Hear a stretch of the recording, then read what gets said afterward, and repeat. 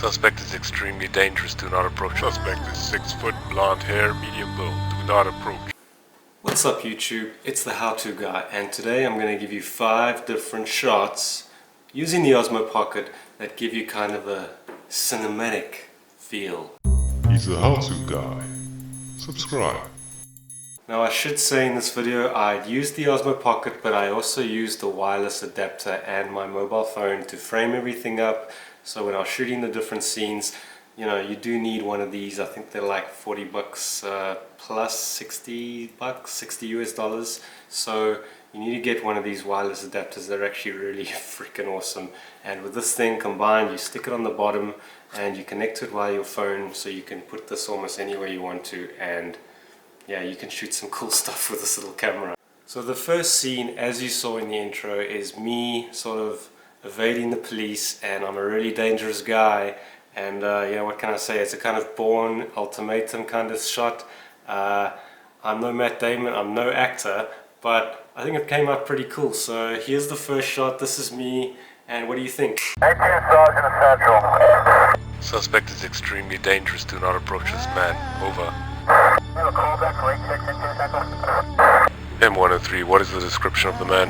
Over. I repeat, do not approach this man. He is armed and dangerous. Negative K, nothing further, just see the cabbie in the corner. Suspect is 6 foot, blonde hair, medium build. Do not approach. 19 Sergeant check. Alright, I go, final arrival. Alright, 10-4, 862, 1090. Suspect last seen near the river, spotted by one of the patrol cars. Suspect has vanished and cannot be found. Yeah, so with that shot I used a couple of sound effects, police radio sounds in the background, and yeah, it's me sort of hanging around the stairs. I just walked up and down the stairs, you know, looked a little bit dodgy. People weren't too bothered what I was doing because the Osmo Pocket's so small, so you just stick it on, you know, the side of the brick wall, and see, I used face tracking and sort of body tracking because I was walking and the thing was following me around, and it's a great way to create a sort of a scene in a movie. Okay, so one of the shots that it's often used in movies and cinematography is a down shot, and that's when the person is sort of vulnerable and the camera is placed sort of above them, pointing down, as you can see in this example, and it actually gives you a nice feeling of vulnerability, and the subject almost seems vulnerable or powerless. So the next shot is sort of inspired by kind of a horror movie feel, some kind of thriller where there's a really bad man walking up the stairs, and so let me know what you think about the shot.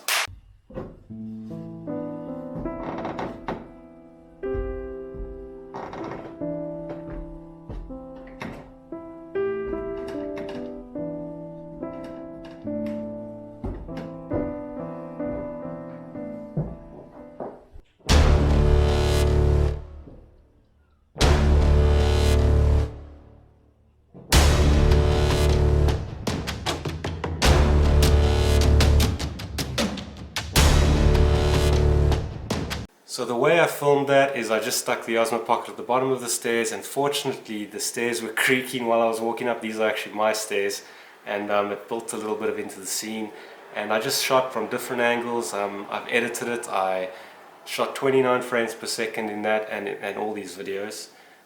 You've got to get the music does make a big difference, and it's sort of building a bit of intrigue. And I know it's not a Hollywood movie, but doing this with an Osmo Pocket, you can't do with many cameras. The reason this thing's so versatile is because it's got the face tracking, so you can track it whenever you need. When you think you need a scene that sort of has to keep the focus or move it away, following the object a little bit, it gives you that sense of the camera is not stationary, sitting, even though it is sitting somewhere on a tripod, it's moving with the character. So that's actually how you build, I think, pretty cool low budget movies. Another type of shot is a low angle shot, and this is where the camera is sort of put on the ground, tripod low down, pointing upwards, and you might have your actor or somebody in front of the camera, and behind him in the background you'll see a large object of some. Now this shot can also be used to make the person in the scene look more powerful, dominant, scary, you know, a villain, somebody who's maybe, and they're looking up at the city in front of them. Another shot is the extreme close-up. Now this is usually really close up on the eyes or the mouth or some kind of part of the head, and zoomed in close, and it adds a great effect to your movie. It shouldn't be overused in any film. It can always accentuate the emotions when you see it close up on the person's face, and it's great for any kind of drama, thriller. The next shot is me trying to break into my own house. Now, I don't advise trying to break into your own house. It's just a shot with different angles, low shots, high shots, and I actually managed to get the Osmo Pocket to track me through a window, which I thought was quite a cool scene. It lost me eventually, but have a look at the video. What do you think?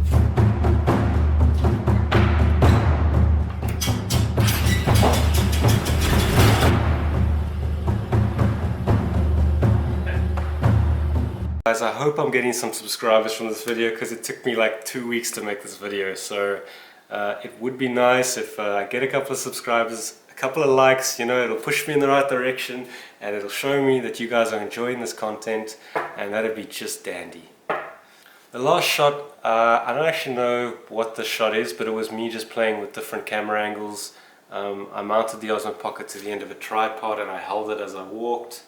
And I did a fridge shot, so it's kind of a famous shot. You'll often see it in comedies where, you know, someone opens the fridge, and all I actually had to do was put the Osmo Pocket in the fridge, use my mobile phone, you know, sort of put it in the right area looking up. I didn't quite get the shot I wanted, but it came out okay. So let me know what you think of this video. Here it comes.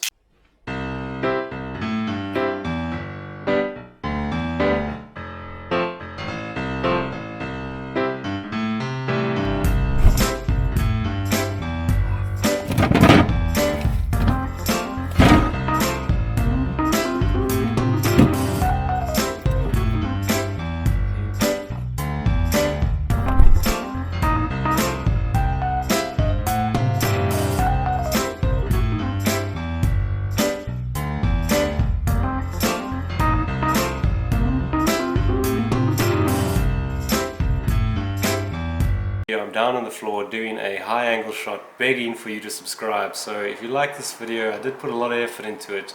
There's more coming. Please subscribe. So a long shot is pretty much the exact opposite of a close-up, where you would pretty much show the entire person's body and a large portion of the world around them. So this gives the viewer a better sense of, you know, the actor, the surroundings.